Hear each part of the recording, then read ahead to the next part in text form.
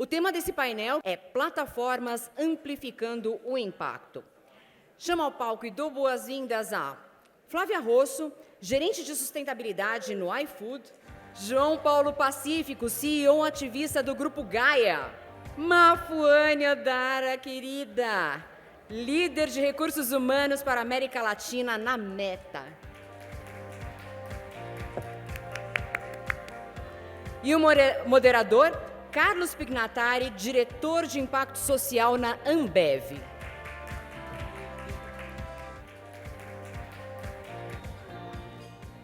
Boa tarde, pessoal. Tudo bem? Antes de começar, eu queria fazer uma autodescrição minha, né? Aproveitando o pessoal também está assistindo pelo YouTube. Então, eu sou Carlos Pignatari, né? Como o pessoal comentou. Pig. Eu estou na Ambev há 9 anos e eu sou um homem branco. Estou com óculos novo, então ele é meio moderno. Não sei qual que é a forma dele, porque antes era redonda, então era mais fácil de explicar. Tenho cabelo curto, estou de barba, tenho bigode e estou com uma calça marrom e tênis e um moletom de pétalas de rosa. E aí, agora eu vou... Opa! Pensei que tivesse ficado mudo. Eu vou passar a palavra para todo mundo, mas antes, rapidinho, só queria me apresentar sem a audiodescrição. Então, eu estou na Ambev há 9 anos e olho agora... nos últimos 3, todas as nossas frentes relacionadas com impacto social. Então, todos os nossos programas que têm algum tipo de impacto positivo na sociedade, seja voluntariado, doação ou até iniciativas que ajudem a comunidade mesmo. Então, vou primeiro passar para a Mafô, para ela se apresentar. Tá bom, obrigada, Pig. Boa tarde para todas as pessoas que nos veem e nos escutam. Fazendo a minha autodescrição, eu sou uma mulher negra de pele clara, estou com os meus cabelos trançados na frente, com um rabo de cavalo, Leozinho. Estou usando um colar dourado, anéis também dourados e prateados, estou com uma blusa verde e uma calça com várias cores aqui, com detalhes geométricos. Me apresentando, eu sou líder de recursos humanos para a América Latina na Meta, que é a matriz do Facebook, e eu tenho atuado em várias frentes relacionadas ao desenvolvimento humano, então, desde o enfrentamento à violência contra as mulheres, a discussão sobre maternidade e carreira, a construção de ambientes saudáveis, e, tirando todas as minhas credenciais, eu costumo me definir como uma construtora de pontes e uma colecionadora de boas perguntas. Obrigado, Mafô. Eu queria avisar o pessoal que eu sou um pouco fã da Mafô, então, se ela começar a falar e eu não cortar, vocês me cortam, porque eu não vou cortar.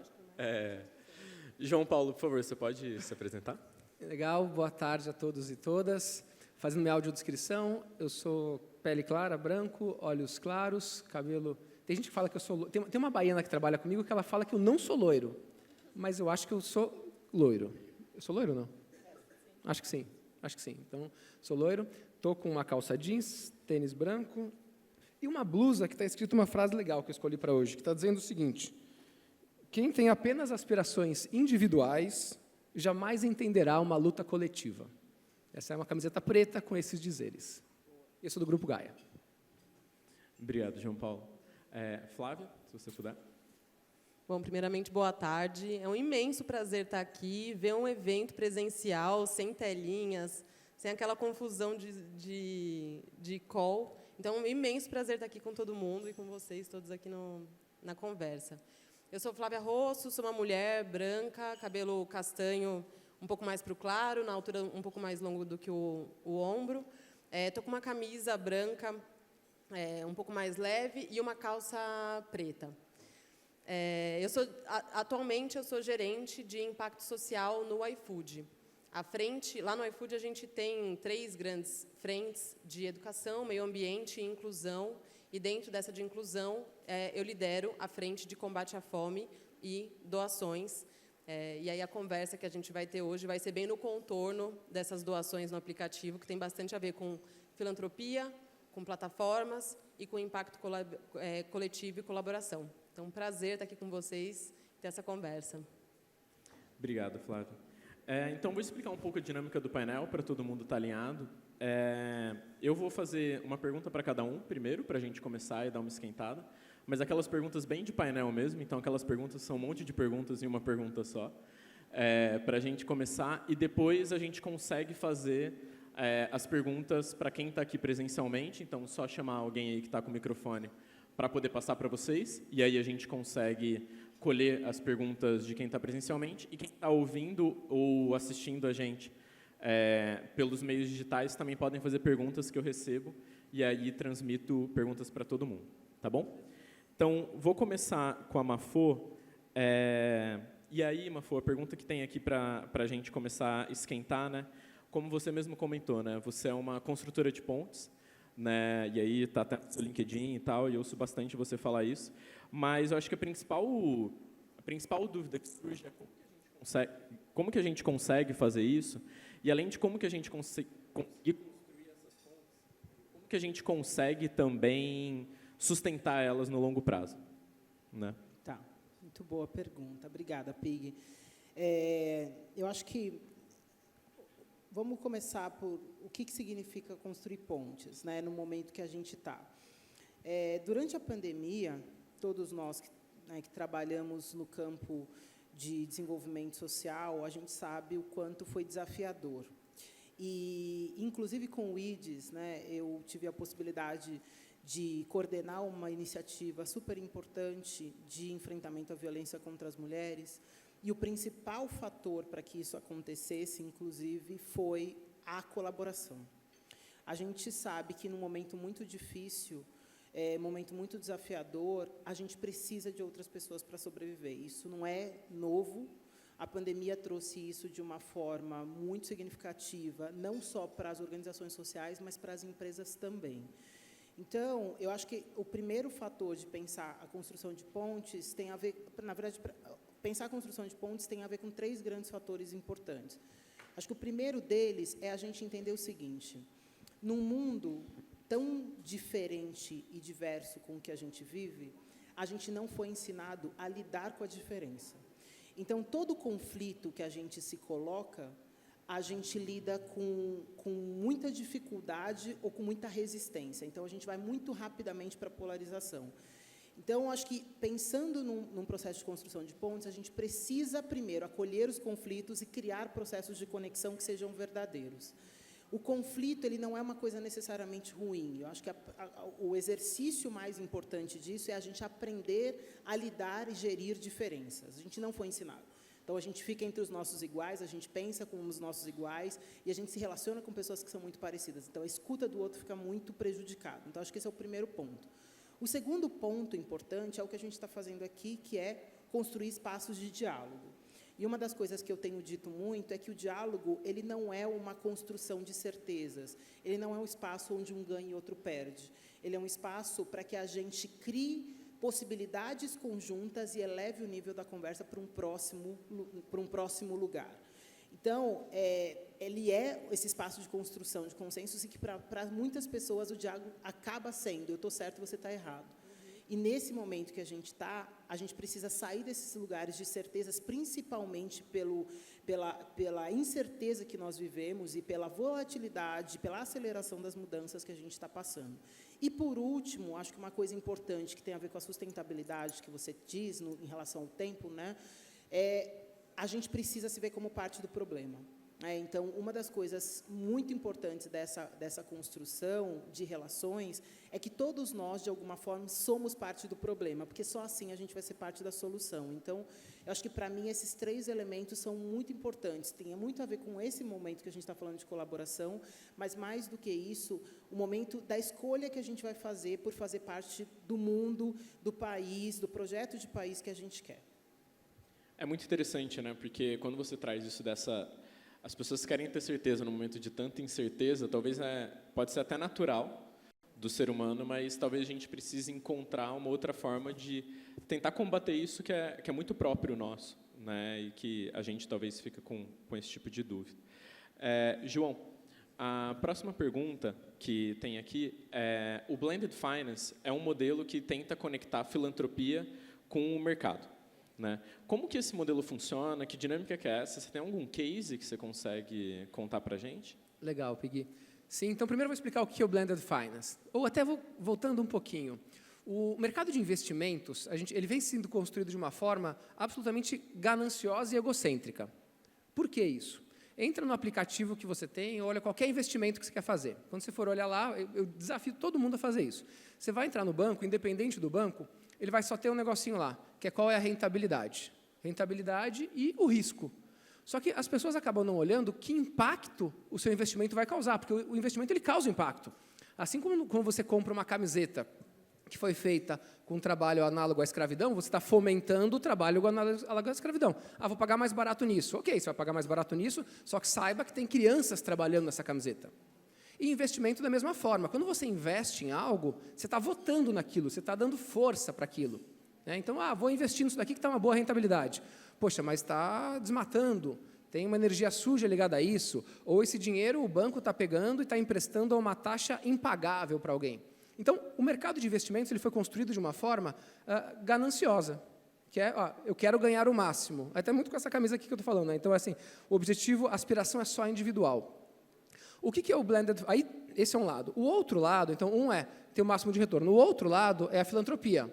Que o que é? Você doar para alguém, você pegar o seu dinheiro e doar para alguém, e aí não dá para falar que é ganancioso, porque você está abrindo mão daquele dinheiro. Quando a gente fala de investimento de impacto, a gente está nessa metade aqui. Você tem o intuito da filantropia, que é ajudar alguém, que é ajudar o próximo de alguma forma, mas você quer fazer algo que vai continuar acontecendo. Como assim? Você investe em algo, o dinheiro vai retornar para você, mas também vai causar uma externalidade, ou nem uma externalidade, ele vai causar um impacto positivo na veia. Aí eu vou dar um exemplo de um Blended Finance para explicar o que é o Blended Finance. Tem uma empresa, tem vários exemplos, mas pegando um aqui, que foi o primeiro Blended Finance do Brasil, inclusive, que a gente fez. Tem uma empresa chamada Vivenda, talvez alguns de vocês conheçam. O que a Vivenda faz? Ela reforma casas na comunidade, ela reforma casas na favela. E a pessoa que mora na favela, ele não consegue pegar um crédito, porque ele não consegue dar a casa dele como garantia. Ele mora no barraco, e a gente tem um problemaço no Brasil, que chega a 20, 30 milhões de pessoas que moram em casas completamente insalubres. E essa pessoa não consegue fazer uma reforma na casa dela, ela vive muito mal, é um problema de saúde pública, de dignidade. A Vivenda vai lá e consegue reformar a casa daquela pessoa. Cada cômodo, às vezes a casa é 1, 2 cômodos, vai custar 5, 6 mil reais. E a pessoa não tem o dinheiro para gastar 5 mil reais de uma vez. Só que essa pessoa ela consegue pagar 200 reais por mês. Então, 200 ela consegue, 5 mil não.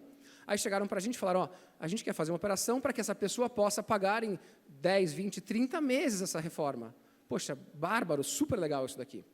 Aí a gente emitiu um título para que investidores invistam nisso. O investidor dá o dinheiro agora e depois ele vai receber esse dinheiro de volta com uma rentabilidade. E o dinheiro vai ser usado para quê? Para fazer essas várias obras, milhares de obras na favela. Então, é um impacto incrível.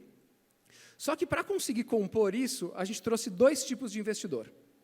Um investidor, que é o investidor que vai colocar o dinheiro, ele quer receber o dinheiro dele de volta, com um juros justo, e quer causar impacto. Só que a gente sabe que é natural, quando você fala de uma pulverização grande, que pode ter um problema. Pode ter uma inadimplência no meio do caminho. Alguém pode atrasar um pouco. É normal, né? Ainda mais, poderia vir uma pandemia, a gente não sabia. Então, a gente divide 2 tipos de investidores. Um que é esse que não quer perder dinheiro. Ele fala, beleza, eu quero receber a rentabilidade, mas não quero perder. O outro fala o seguinte, olha, eu até topo perder dinheiro. E daí a gente foi atrás da filantropia. Então, a gente dividiu. 40% veio dinheiro da filantropia. 60% veio de mercado. Então, se tiver uma perda de até 40%, quem vai perder é o dinheiro da filantropia, que, entre aspas, tudo bem. Mas, se pagar direitinho, pode ser que o da filantropia volte. E ele pode investir de novo.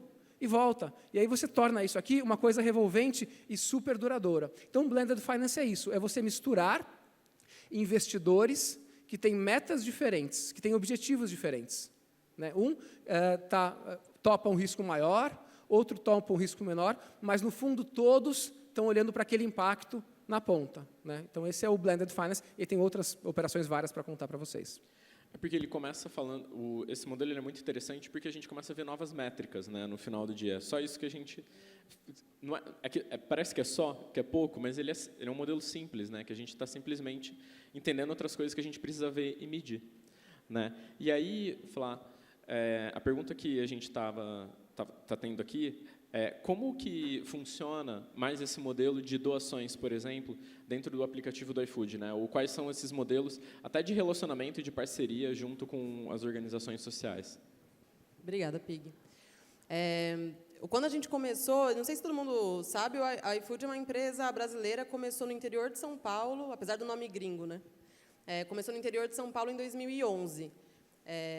E aí, a gente, hoje eu vou contar um pouco dos números para contextualizar sobre o que são as doações no aplicativo. Hoje o iFood, a gente começou em 2011, em 2015 foi o primeiro milhão de pedidos no mês, hoje a gente faz 65 milhões de pedidos no mês.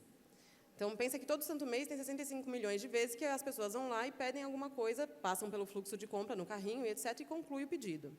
Isso quer dizer 40 milhões de usuários, todo santo mês, entrando lá e tendo a oportunidade de passar pelo carrinho. E aí, eu queria contar uma história muito bonita sobre como que foi a estratégia da construção das doações no aplicativo, mas eu preciso contar a história real. As doações no aplicativo elas começaram de forma muito clandestina lá dentro do iFood. Elas começaram porque 4 pessoas em tecnologia acharam que tinha que fazer e aproveitar essa oportunidade do aplicativo como uma forma de facilitar a doação para o usuário. Esses 40 milhões de usuários no mês, que eles achassem no aplicativo um lugar que eles pudessem doar. E começou por causa dessas pessoas que acreditaram, há 3 anos atrás, um ambiente dentro do app, que você entrava, um pouco escondidinho ali no início, você entrava, clicava perfil, menu, ia lá dentro do app e achava. E aí, isso aconteceu 3, 4 meses antes do início da pandemia. E quando veio a pandemia, de fato, aí se tornou uma ferramenta que a gente viu aí sim o potencial que ela tinha. E então, depois, agora em outubro do ano passado, a gente colocou um botão não tão escondidinho dentro do app. Dentro lá do menu, muitos cliques. A gente colocou na experiência do carrinho. Então, assim que você vai concluir sua compra, você está ali, se você está pagando com cartão, meio de pagamento que é válido para doação e etc. e tal, você vê o botão para doar. E aí foi super interessante, assim, porque quando a gente olha as doações, estou vendo aqui o pessoal da Ação da Cidadania, todo mundo que faz também com a gente, a Priscila também está aqui, tem muita gente com quem a gente engaja para conseguir fazer essas doações, assim. E aí, quando a gente colocou o botão ali, em 3 anos, que isso está, 2 anos e meio que isso existe, a gente conseguiu já um acumulado de 15 milhões de reais doados via aplicativo. E pensa, no primeiro ano foram 3 milhões, ali em 2020. 3 milhões doados. E aí a gente rateou para as ONGs que estavam ali, etc. Que estão com parceria com a gente desde o início, né? E aí, isso foi 2020. 2021 a gente já foi para 5 milhões de reais doados, tudo por pessoa física via app. Subiu já mais de 60% de um ano versus o outro a doação ali. De 2020 para de 2021 para 2022, que é onde a gente está agora, em setembro, a gente já bateu o número de 2021. Agora, em 2022, faltando ainda 4 meses para encerrar o ano, e estamos já 12% maior do que a arrecadação do ano anterior. Isso quer dizer... quando a gente olha, são números fantásticos. Assim, a gente já tá em 2, 3 anos de operação com milhões. Parece só notícia boa, assim. Mas quando eu olho a base de clientes que seriam aptos a doar, eu estou falando que dos pedidos que a gente teve no mês, só 0,30 e poucos, de fato, doaram. Vem aquela dor no coração, assim, meu Deus do céu, só 0,32. Nos dias mais otimistas... Meu Deus, temos 99% de clientes que podem entrar, estão vendo o botão. Como é que eu faço com que esse cliente se interesse em doar? A gente estava na mesa ali discutindo, todo mundo vai dando ideia. Escolhe a causa. Se a pessoa puder escolher a causa, ela vai poder engajar. Logo de início, ela vai poder engajar mais. Coloca outro preço, coloca outra campanha, coloca tal ONG. Tem 1 milhão de coisas para a gente fazer, assim.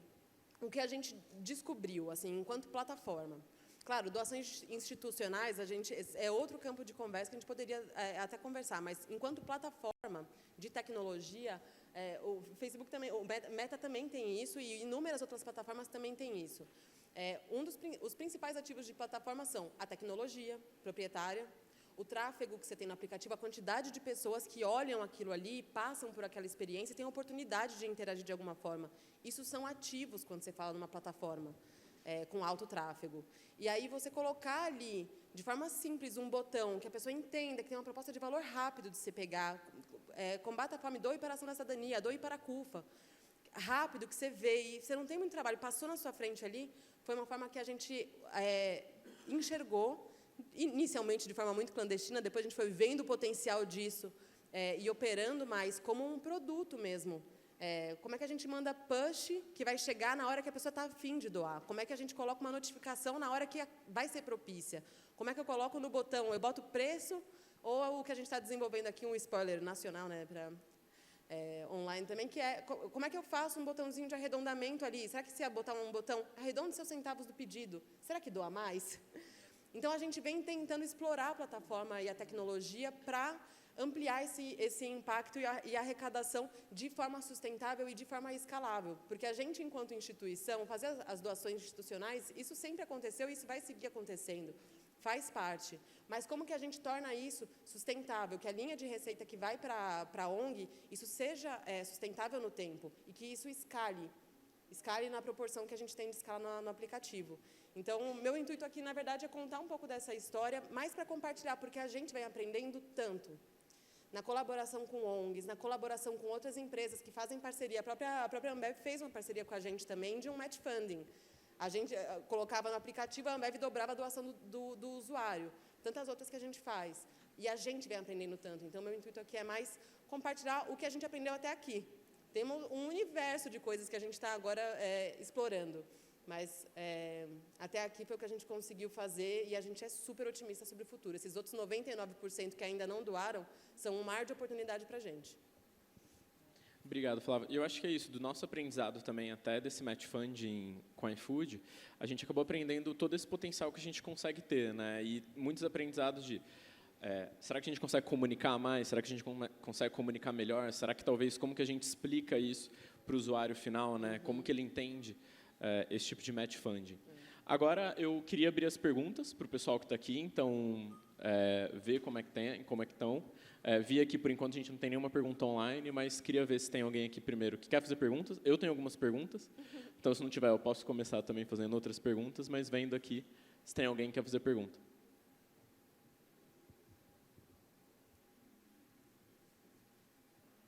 Boa tarde, sou Rafael, da Academia Latino-Americana de Liderança, Lala. Está super baixinho. Está super baixinho. Está baixo? Não sei se é lá ou... Vou tentar falar mais Produção. alto, porque acho que já melhorou. Né? Obrigado. Eu queria fazer uma pergunta sobre popularização de filantropia no Brasil. Né? Como a própria Flávia comentou, ainda num aplicativo que tem essa facilidade de doar ali, enquanto você está fazendo uma compra que é muito corriqueira, ainda tem uma penetração muito baixa, né, de filantropia, de doações, e mesmo modelos como Blended Finance ainda é algo pouco acessível, pouco disseminado, né, para a população no geral. Então, eu queria entender de vocês como que a própria tecnologia pode ajudar nisso e popularizar a filantropia de uma forma que faça sentido no Brasil. Quer começar? Bom, vou falar só rapidamente a parte de investimento depois. Investimento, a gente tem um problema, tem uma questão estrutural no Brasil, que a gente é regulado pela CVM, que é a Comissão de Valores Imobiliários. Então, vou dar um exemplo. Ano passado, a gente fez uma captação para cooperativas ligadas ao MST. Agora, nossa, MST, né? O MST é super sério, o maior produtor de arroz orgânico da América Latina. A gente fez uma due diligence super séria com eles. Mas, para a gente conseguir colocar essa operação de pé, a gente teve que montar um prospecto de 700 páginas. Se eu fizesse essa mesma operação para vender para grandes investidores, eu não precisaria fazer esse prospecto. Uma operação que a CVM analisa e demora meses, eu poderia ter colocado de pé em menos de um mês. Então, o instrumento para fazer grandes captações não facilita isso. Aqui tem o colega, o querido Léo da Citaua, que tem soluções, né, de escala menor que super funcionam. Então, ele consegue fazer isso aqui super bem. Mas as operações que a gente faz na Gaia, que acabam tendo, às vezes, um volume maior, é super complexo. Então, eu tenho uma questão de legislação, de regulamentação, que impossibilita que as pessoas... E olha que legal isso daqui. Essa operação do MST, Zero de marketing. O budget de marketing era zero, até porque a CVM é super regular, super. Tiveram 5.000 pessoas que se inscreveram para investir. É muita gente. Ah, mas a rentabilidade era alta. Não, era um papel para você investir, o dinheiro volta em 5 anos, que não é curto, e é uma taxa de juros de 5,5% ao ano. Uma taxa super baixa. Hoje, você emprestar dinheiro para o governo, você ganha 13%. Então, ganhava 5,5% por 5 anos, e 5.000 pessoas quiseram investir, só 1.500 conseguiram. Né? Então, teve mais de 3.000 pessoas que ficaram de fora. Então, tem demanda, tem vontade, quando tem um propósito por trás, mas tem uma questão regulatória que não é tão fácil. Porque, de outro lado, daí, enfim, teoria da conspiração minha, que não é tanto interesse fazer isso aqui. O mercado financeiro ele é feito para rico investir em rico.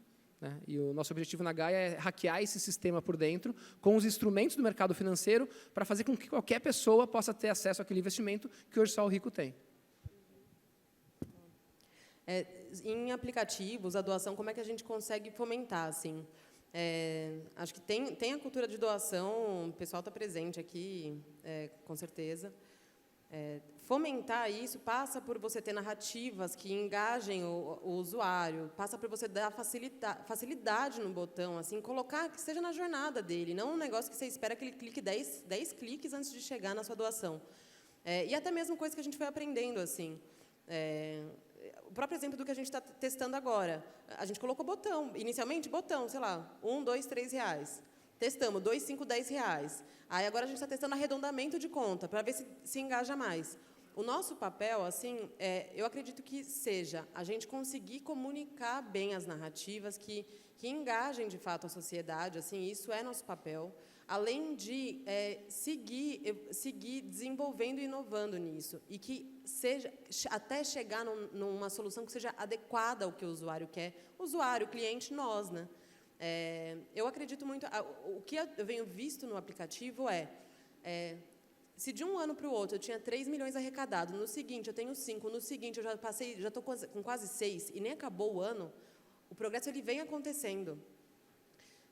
Então, a gente não desistir, e eu me inspiro muito no pessoal que criou inicialmente, eu brinco do clandestino, e foi de fato, foram umas pessoas que acreditaram e fizeram, não porque o chefe do chefe que mandou, o outro que priorizou e o outro que discutiu o budget, eles acreditaram, eles tinham capacidade para isso, colocaram de pé, e a partir disso a gente consegue inovar em cima. E a partir do que a gente está fazendo agora, vamos fazer o arredondamento. E estava na mesa ali com o pessoal do IDES, da APAI, até o pessoal da Raia Drogazil, e todo mundo dando ideia, assim, coloca a causa, coloca que a pessoa escolhe. Ali, hoje, a campanha está padrão, né? Então, eu coloco uma campanha da Gastromotiva, todo mundo vai ver a mesma campanha. Pô, deixa a pessoa escolher se ela quer SOS Mata Atlântica, Todos pela Educação, se ela quer Gastromotiva, Orgânico Solidário, quem for.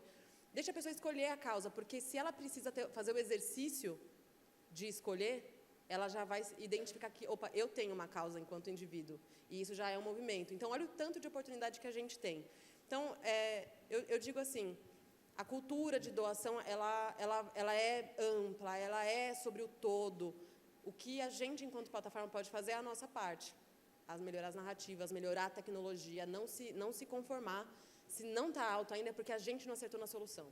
Então, a gente fazer o nosso melhor, assim.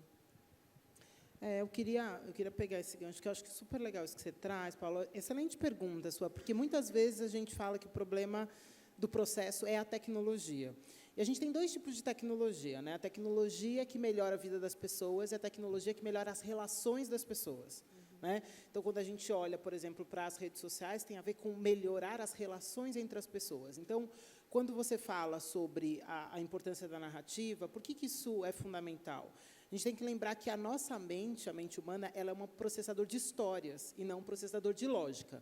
Então, quando você vem com os milhões de números falando sobre o que você está fazendo, isso não conecta as pessoas. Porque o nosso poder tem a ver com a cooperação dos grupos. Os grupos cooperam porque eles se identificam e a identificação vem pela narrativa. Então, essa melhora da sua relação, E muitas vezes, né, e assim, eu sou doadora de vários lugares, a relação ela é sempre muito fria. Então, assim, nós apoiamos não sei quantos projetos. Não sei, isso, você fala, bom, isso é muito, é pouco, mas isso tem a ver comigo. Quais são as histórias que conectam com o público que você está trabalhando? A outra tem a ver com essa relação que você usa a tecnologia. Como é que a tecnologia está envolvida dentro do negócio que você tem? Seja um negócio social, né, falando de causas sociais, seja dentro da empresa que você está olhando, né, a experiência do iFood. E eu acho que a terceira coisa que eu acho que é importante é entender essa relação de cooperação. Muitas vezes a gente acha que sozinhos, como instituições, a gente consegue dar conta de muitas coisas. Então, criar relações, e por isso que essa mesa ela é tão importante, sobre colaboração, porque a gente não tem a resposta sozinho, ninguém tem essa resposta. E as melhores experiências que eu vejo têm a ver com várias organizações que trabalham juntos. A gente já trabalhou juntos com a Ambev várias coisas, com o IDS, várias coisas. É isso, assim, é entender que, para a gente fazer a transformação do jeito que a gente quer, a gente vai precisar ter mais de um ator atuando em diferentes lugares para fazer isso acontecer. E eu acho que até para fechar assim, eu até ouvindo a Mafô agora, antes estava pensando quando a Flávia estava falando, quando eu comecei nessa olhar mais essa jornada de impacto social, acho que até foi numa palestra da Silvinha que eu ouvi uma história, ouvi uma história não, né? O que eu ouvi, né, foi todo número tem uma história e toda história tem um número.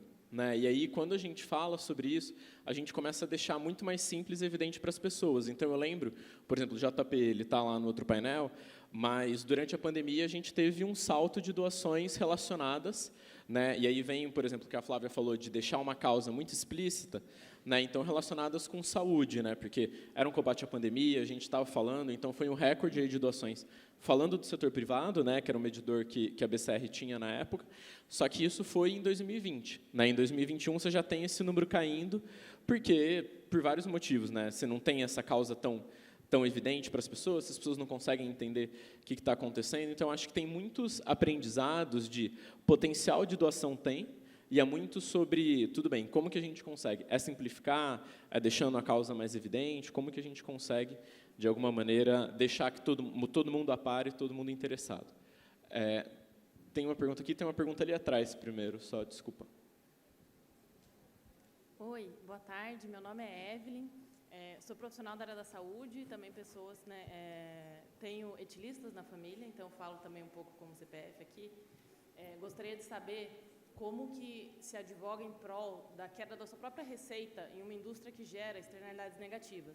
Exemplo, na Inglaterra, 4% de todos aqueles que são as pessoas que mais bebem contam com 30% do consumo do álcool e 23% das receitas geradas por esse consumo. E aqueles bebendo acima do nível recomendado consomem aí 70% do álcool nesse país.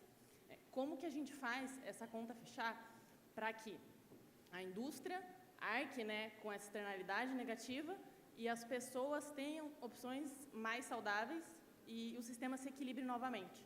Então, eu queria entender se a Ambev está se preocupando com isso e outras, e como fazer isso funcionar. Quando a gente está falando de consumo de álcool, eu acho que vale muito a pena a gente entender compromissos, né, e quanto que as empresas elas são sérias e como que a gente lida com esse tipo de assunto. Então, a gente tem um super compromisso de consumo responsável, porque a gente também não quer que ninguém tenha esse consumo excessivo, como você comentou, né? E a gente tem várias iniciativas que extrapolam, e eu acho que elas vão crescendo também quando a gente está falando de estratégias para combater esse tipo de consumo nocivo. Acho que tudo que a gente não quer é um consumo nocivo, e eu falo que a gente vai evoluindo porque, e até hoje é um pouco bizarro assim, de apresentar. Ontem, até por coincidência, eu estava vendo o vídeo do Maluf na Roda Viva falando de cinto de segurança. Né? Não sei quem viu, é maravilhoso esse vídeo. Assim, porque todo mundo falou assim, não, Maluf, para quê? Não, era cinto de segurança não, era fumar em locais fechados. Né? Todo mundo brigava com ele sobre fumar em locais fechados. E aí, por que eu estou falando isso? Porque nesse tempo que o Maluf estava falando de fumar em lugares fechados, a gente, como Ambev, estava falando assim, menores de idade não podem beber, tá bom, pessoal? Assim, só para avisar. Bebida não é uma coisa para criança, tá? Bebida alcoólica não é uma coisa para criança. E foi evoluindo, né? Hoje, eu acho que esse tipo de ação ela é muito menos frequente, né? Então, a gente tem várias campanhas sobre isso, mas hoje, a gente evoluindo e crescendo, a gente está entendendo sobre comportamento de consumo. Né? Então, qual é o comportamento de consumo, quantas doses que a gente está falando, que é um consumo exagerado, né, um tipo de consumo nocivo. Inclusive, amanhã, não só como Ambev, mas como ABI, né, que é o nosso grupo global. Então, a gente tem uma iniciativa que acontece no mundo inteiro, que a gente chama de Dia de Responsa. Então, a gente fala sobre esse tipo de assunto, a gente fala sobre consumo, e aí, desde várias ativações, né, a gente já teve parar toda a nossa operação para ir para os bares e restaurantes para levar cartazete, fazer um tipo de educação com essas pessoas, mas como que a gente consegue, porque é menos sobre ter o número, né, como a gente está falando de história, mas também sobre entender esse tipo de comportamento e o que a gente precisa fazer para esse comportamento, para ele, e aí não sei se é só um letramento, né, eu acho que a gente está falando literalmente de comportamento, como que a gente consegue mudar o comportamento dessas pessoas. Não sei se alguém quer falar de álcool, mas acho que tá. Acho que a gente pode ir para... Oi, boa tarde, pessoal. Fazendo aqui o gancho com o tema do evento, que é colaboração, a minha pergunta é como é que a gente colabora mais abertamente, mais radicalmente? Então, assim, pensando em B2C, a Cital tem, sei lá, 1.000 investidores na plataforma. Tinha 5.000 pessoas interessadas no negócio do MST, o João Paulo tem 125.000 pessoas só na newsletter dele. Aí a gente está falando de 65 milhões de pessoas no iFood. O Meta, sei lá, quantos bilhões de pessoas. Vamos falar só no Brasil, deve ter uns 250 milhões de contas de Facebook no Brasil. Ambev, algo parecido também. Obviamente, nem todo mundo está no mesmo lugar, seja do ponto de vista de investimento de impacto, seja do ponto de vista de filantropia.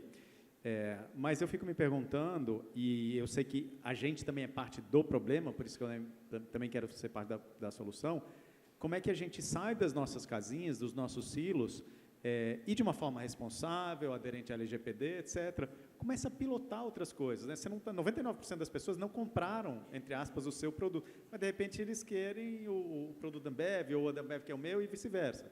Como é que a gente pode fazer isso de forma prática, de novo, respeitando a LGPD, etc., etc.? Acho que eu posso começar, até quando ele estava falando, eu estava pensando assim, quando a gente está falando de colaboração, eu acho que vale a gente simplesmente começar a pensar que ela é necessária, assim, ela é no mínimo mandatória quando a gente está falando de colaboração.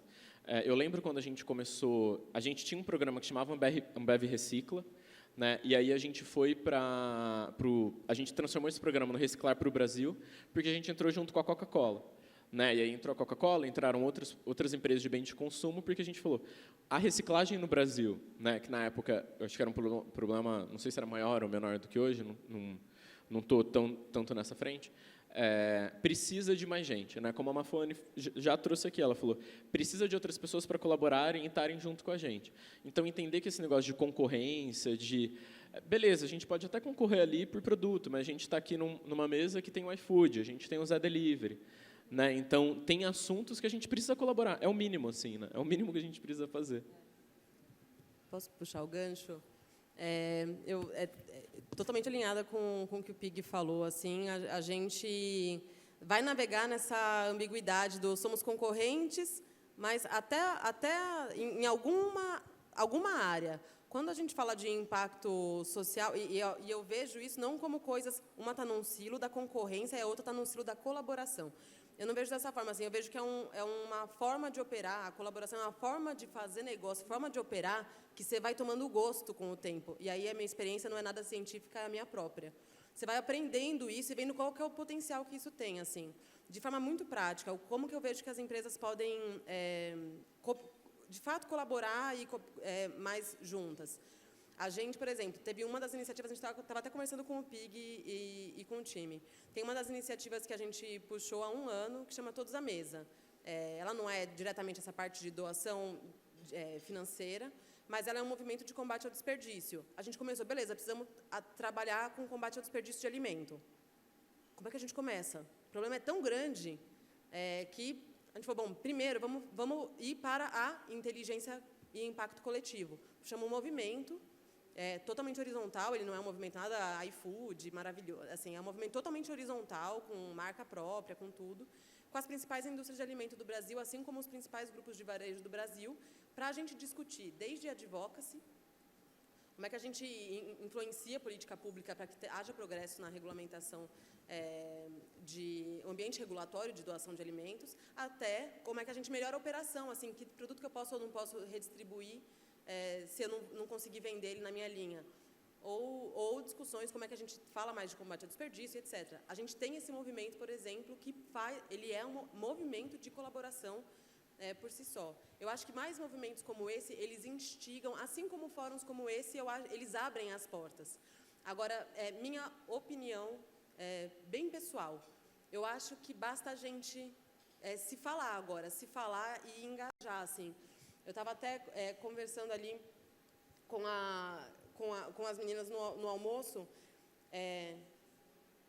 a gente até podia, enquanto iFood, quando a gente começou a trabalhar, eu cuido de doação dentro de um guarda-chuva de combate à fome, assim.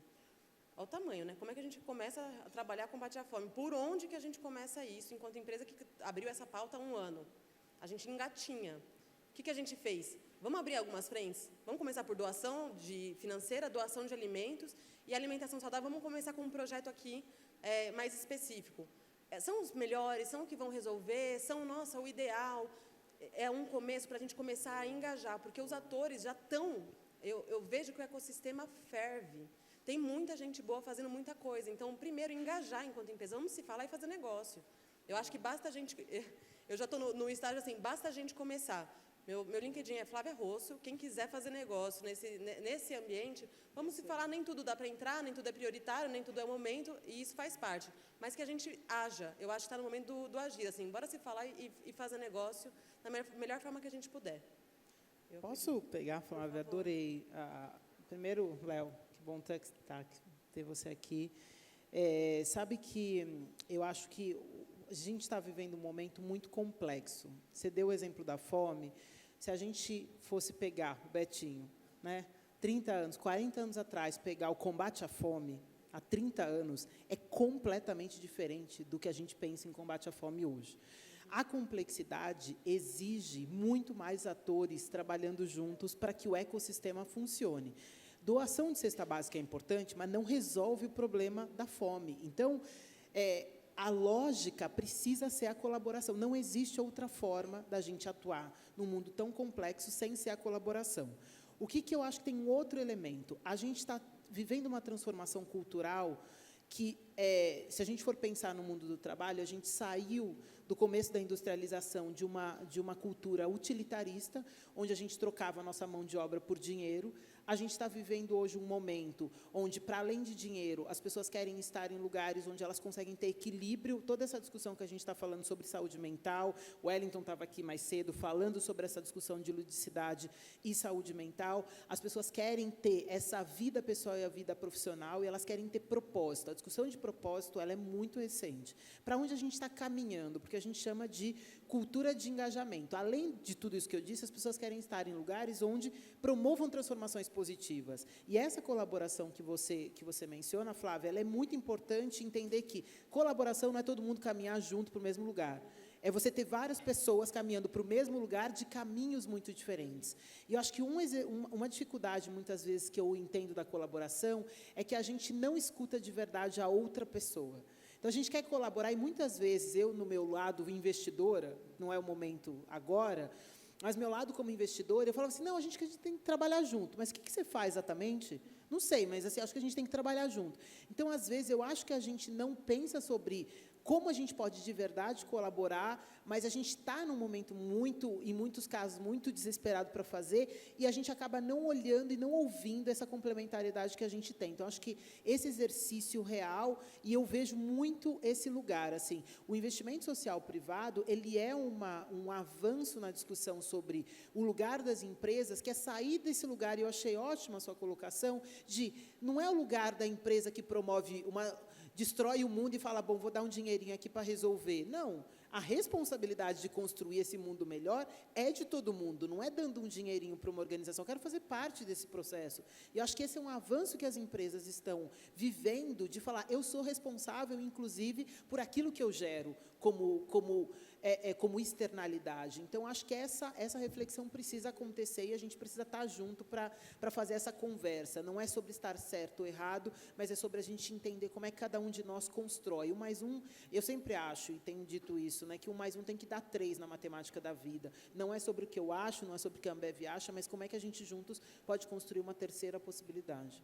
Eu posso só complementar aqui as duas, super legal o questionamento. Vou dar um exemplo prático e depois tentar ser bem prático. A gente olhou a questão da moradia, né? Além do vivenda que eu falei, a questão de aluguel, ou a questão de você morar em lugares bons. Então, a gente, entendendo que de cada 5 pessoas que querem comprar o Minha Casa Minha Vida, 3 ou 4 não conseguem passar no crédito, a gente montou um projeto que já está construindo um prédio, agora a gente vai construir mais 12 prédios, para ter um aluguel acessível no centro de São Paulo. Então, depois dessa primeira pernada, vão ter 13 prédios para a pessoa morar mais barato, ter gestão social, que ela vai ter curso, treinamento e recolocação profissional. Quem mora nesse prédio vai ter acesso a tudo isso. Como a gente fez para chegar nisso? Através de empresas investindo. Então, a gente convenceu Gerdau, Duratex, que agora é Dexco, Movida, Votorantim Cimentos. Investiram nisso daqui. E a gente montou um projeto para fazer isso. Fazendo uma sugestão, até com o que a Flá falou agora há pouco, a gente tem uma questão de fome no Brasil, e ninguém vai ser contra ajudar as pessoas que estão com fome. Por que a gente não... pelo menos na Gaia, a gente não tem concorrente. Não tem concorrente porque a gente quer resolver problemas da sociedade. E todo mundo que quiser resolver esse problema é nosso aliado. É nosso concorrente quem falar, não, eu quero continuar com a fome. Beleza, esse cara é nosso concorrente. Né? Mas quem não quer... Então, uma sugestão que eu tenho, a gente marcar uma reunião com quem quiser, com empresas, com instituições, com organizações, e não tem concorrente. A gente juntou também na habitação, a gente juntou empresas que poderiam ser concorrentes, mas não tem essa, a gente quer resolver o problema da habitação e ponto. Então, como a gente consegue pegar a Meta, pegar a iFood, pegar a Ambev, pegar a Cital e pegar a Gaia, pegar outros aqui, a gente consegue desenvolver um projeto e aí tem que mudar sistemicamente. Acho que foi uma que falou, não adianta também, a gente ir lá e só... doação é fundamental, tem que ter filantropia, mas só com filantropia a gente não vai mudar o sistema. Então, tem que investir na agricultura familiar, tem que acabar o preconceito com o MST, tem que investir no processamento, beneficiamento, distribuição, tem que olhar toda a cadeia. Não adianta só fazer, estou doando aqui meia dúzia de cestas básicas, fiz minha parte. Não, tem que mudar o sistema todo. Quanto mais o agro da soja crescer, é pior para a fome, porque ninguém come a soja transgênica com veneno. Então, se vocês quiserem, eu topo a gente fazer esse papo para a gente, vamos falar sobre o problema da fome e como a gente pode, de forma sistêmica, com várias entidades, tentar desenvolver algo sem egos, sem vaidades, cuja a centralidade é a fome daquelas pessoas que precisam. E valorizando todo mundo que está na cadeia também da fome. Enfim, uma sugestão aqui. Legal. A gente tem 3 minutos. Olha só, ela comemorou, gostei. Hã? Ela fez assim, yes! Colaboração, isso. A gente tem 3 minutos e eu não gosto de atrasar as coisas, porque eu geralmente sou atrasado. Então, na verdade, era para ter cada um 3 minutos para fazer um encerramentinho, mas agora cada um tem 1 minuto para fazer um encerramentinho antes da gente terminar o painel. Você pode começar, Flá? Bom, em 1 minuto, o que eu posso fazer é agradecer. Agradecer todo mundo que está aqui no palco, todo mundo está em casa e aqui presencialmente. Eu acho que essa pergunta final ela foi maravilhosa, de fato, e até o gancho assim da Mafô e do João. A gente tem problemas muito complexos e, de fato, a gente precisa entender os territórios e ativos que a gente tem, cada um no seu lugar, e como é que, a partir daqui, eu consigo aportar valor na discussão. Então, eu acho, de fato, que a gente precisa conversar e agir, assim. Vamos abrir as portas, vamos bater papo e ver o que sai de negócio. Eu adoro quem faz negócio, nem empreendedor raiz, assim, vamos conversar e ver o que sai da mesa. E é isso, eu deixo minha porta aberta para esse diálogo e para ver oportunidades. Topo super a conversa, especialmente sobre fome, que é a que eu lidero lá no iFood. E vamos, de fato, partir para a ação. Vai sair meio torto, que nem foi clandestino nossa doação no aplicativo. Vai sair meio torto no início, parecia um Fusca, de repente virou um Fusca com asas, agora a gente está transformando no avião, vai virar um negócio fenomenal no futuro. Vai sair meio torto no início. Isso quer dizer que você está começando rápido. O CEO do LinkedIn fala, se você não tem vergonha do primeiro produto que você lançou ele tarde demais. Então, vamos interagir, conversar, começar por algum lugar, errar e ir aprendendo na jornada. Assim. Eu acho que a gente está no momento da ação mesmo. Obrigada.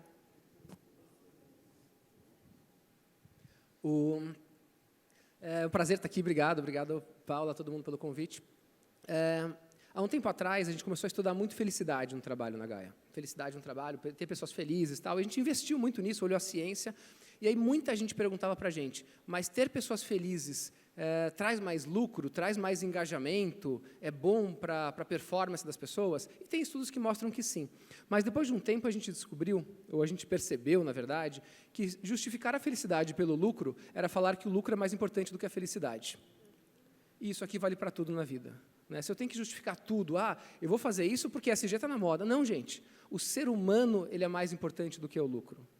E acho que esse é o grande recado final. Parece que na vida tudo a gente tem que falar, não, isso aqui vai dar lucro, isso aqui é um bom negócio. Gente, uma sociedade que tem 33 milhões de pessoas passando fome é uma sociedade que deu errado. E acho que a gente tem que mudar isso, e a gente consegue mudar isso. As pessoas que estão nessa sala têm poder para agir de forma a mudar isso. Obrigado. Bom, tenho menos de 10 segundos. Eu faço minhas palavras da Flávia e do João, pensando que, no final das contas, uma plataforma de 3,6 bilhões de pessoas, como é que você faz para 3,6 bilhões de pessoas conversar? A gente precisa primeiro conseguir conversar nesse espaço aqui. O que eu sinto muitas vezes é que a gente não consegue criar realmente espaços significativos de conversas para ajudar a gente a liderar os processos de transformação que a gente quer fazer. A gente está vivendo um momento muito desafiador no mundo, não é um processo só para o Brasil, e eu acho que a gente entra muito rapidamente nesse lugar de nós contra eles, seja quem sejamos nós, sejam quem sejam eles, né? E eu acho que o nosso exercício, nesse momento, é poder encontrar quais são as complementariedades que a gente pode fazer. Porque, no final das contas, João, você disse bem, é tudo sobre pessoas, com pessoas e para pessoas. Não importa se você faz um carro, se você é uma rede social, se você constrói um chip, ou se você constrói relacionamentos ou desenvolvimento humano, que é o que as organizações se propõem. Então, no final das contas, a colaboração nos ajuda, de fato, a construir um projeto de país que seja melhor. Ele, obviamente, na minha visão, ele é melhor do que a gente teve, porque nós evoluímos como sociedade. Mas, assim como a gente evoluiu, a complexidade das relações evoluíram e a gente, muitas vezes, tem mais dificuldade de ver. A solução não é preto no branco, e acho que a solução não é dada de um lugar. Então, acho que esse tema, já agradeço, Ides, pelo convite, agradeço o Pig pela conversa e o João e a Flávia, que eu já era fã e agora sou mais ainda, pela possibilidade da gente trazer essa reflexão para o centro da mesa. A colaboração não é uma coisa legal de ser feita, é uma das chaves importantes para a construção do mundo complexo. Ser melhor tem a ver com isso. Obrigada. Como prometido, não cortei a Mafô.